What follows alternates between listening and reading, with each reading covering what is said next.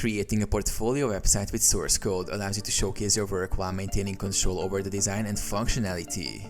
Here's a step-by-step guide to building a portfolio website with source code. Plan your website. Define sections.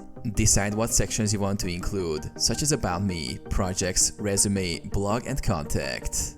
Design. Sketch a rough layout of the website, including wireframes or visuals of how each section should look. Set up your development environment. Choose a framework. You can use frameworks like HTML, CSS, JavaScript, React, Angular, or Vue.js for development. Text editor or IDE.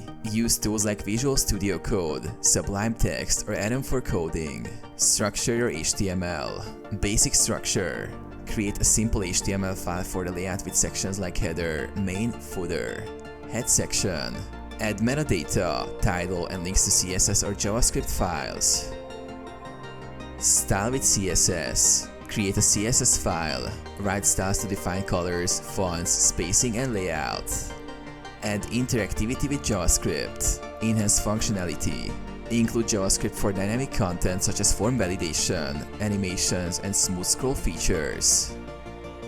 Deploy your website. Local hosting. Run the website locally using a tool like XAMPP, Live Server, or similar.